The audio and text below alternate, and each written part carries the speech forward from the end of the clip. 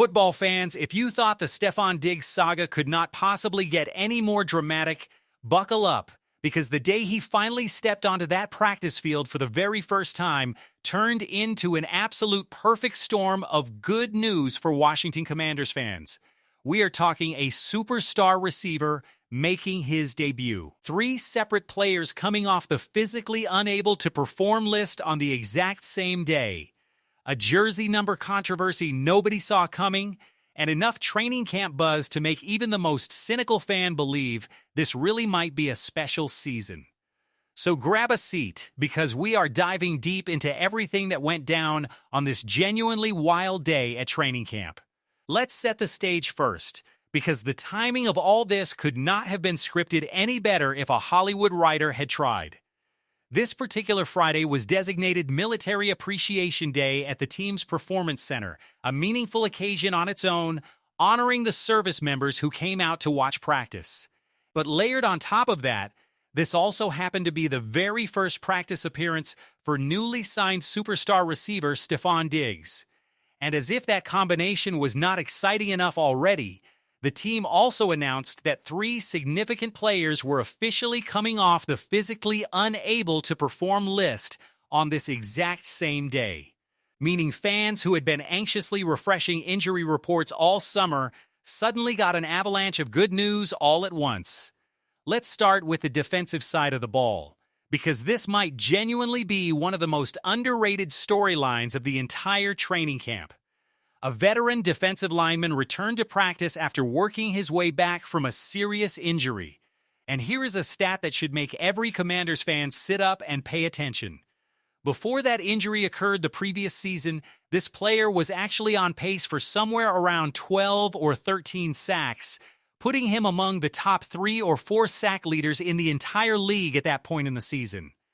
Think about that for a moment.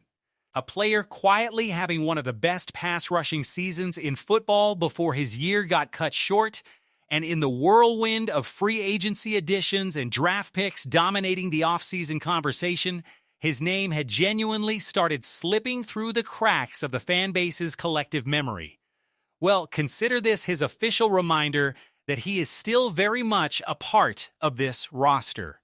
And reports out of camp suggest there had even been some speculation floating around that his recovery timeline might push him to start the season on the physically unable to perform list given the severity of the tear and the fact that he is now in his 30s.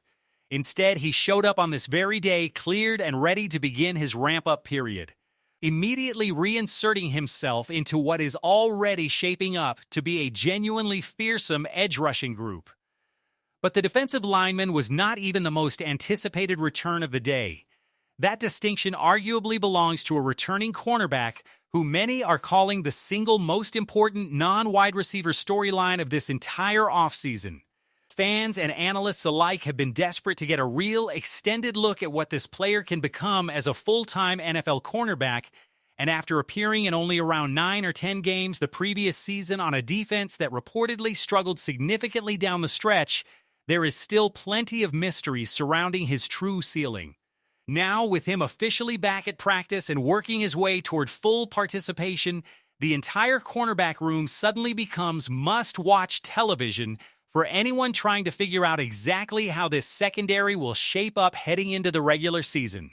Rounding out this trio of returning players was the team's veteran punter, whose recovery news had reportedly been described as not serious, allowing him to rejoin the group as well. And while a punter returning to practice will never generate the same headlines as a star receiver or a budding cornerback, depth and reliability at every single position matters when you are building a roster capable of a genuine championship push. Now let's get to the moment everybody had actually been waiting for, the on-field debut of Stefon Diggs himself.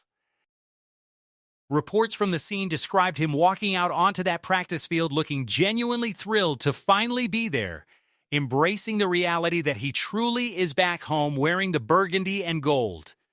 In a fun little nod to franchise history, Diggs was spotted wearing jersey number 18 for this early stretch of training camp, a number that immediately drew comparisons to the iconic number Randy Moss famously wore during his brief but memorable stint with the Oakland Raiders.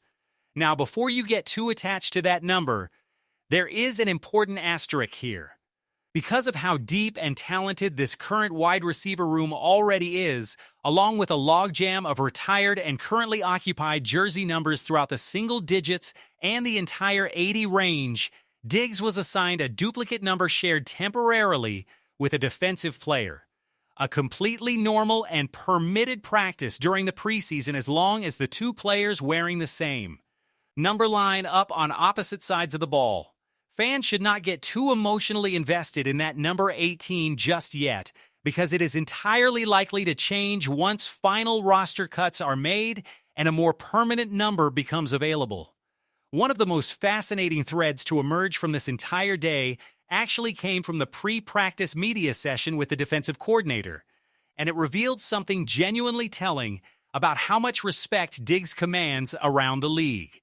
According to observers at that press conference, the coordinator referenced Diggs specifically as a slot receiver somewhere in the neighborhood of 5 or 6 separate times throughout his remarks, seemingly almost involuntarily recalling specific game moments and matchup nightmares he personally experienced trying to account for Diggs out of that position over the years.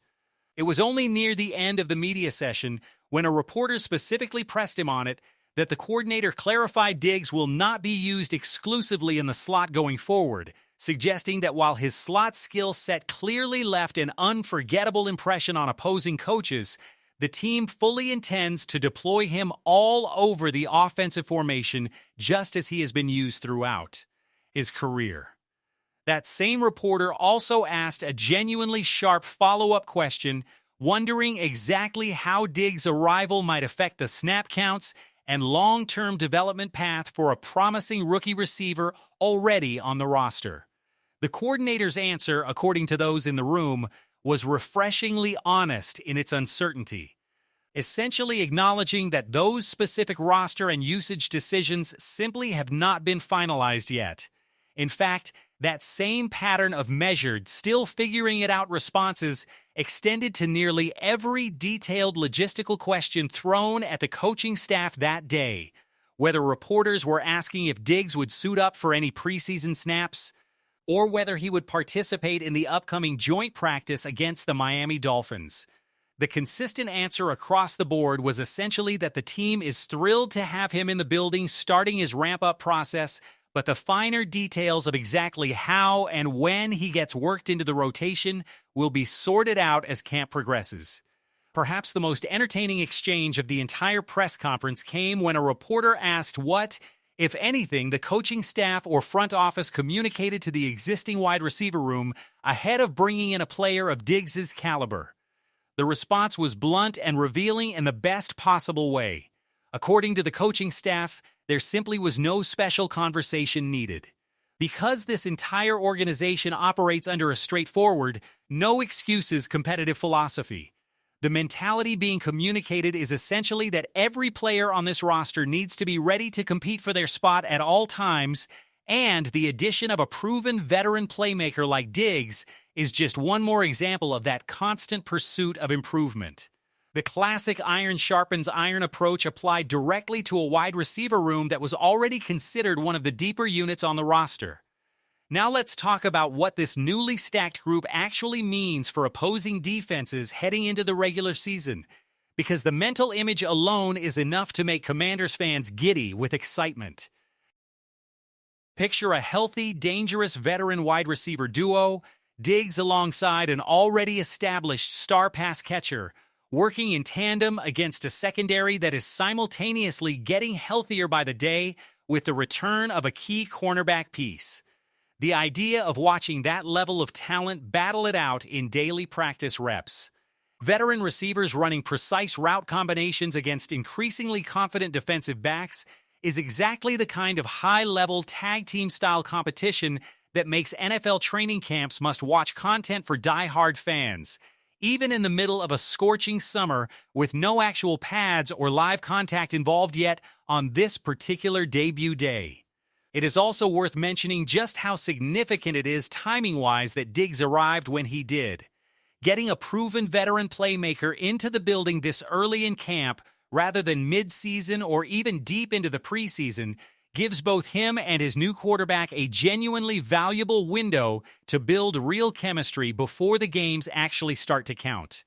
Every single practice rep between now and the regular season opener represents an opportunity for that connection to sharpen, for Diggs to fully internalize the offensive scheme, and for the coaching staff to figure out exactly how to feature him most effectively within an offense that clearly already possesses serious weapons. So here is where this incredible day leaves the Washington Commanders and their increasingly excited fan base. A superstar receiver has officially arrived and begun his integration process. A veteran pass rusher who was quietly having a monster season before injury derailed him is back and hungry to prove he never lost a step. A cornerback carrying the weight of one of the offseason's most important lingering questions is finally back on the field, ready to show the coaching staff and fan base exactly what he can become. And a jersey number mystery adds just enough lighthearted intrigue to keep fans buzzing on social media until roster cuts sort everything out.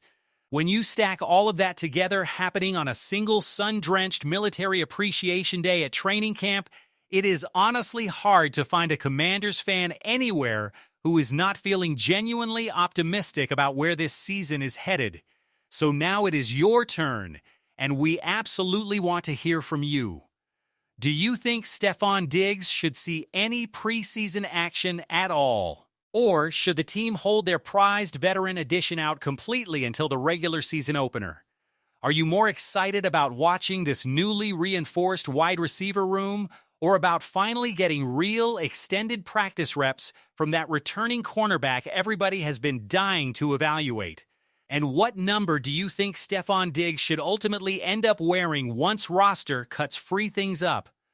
Drop your predictions and your honest reactions down in the comments section below, because this is exactly the kind of conversation we love having with all of you.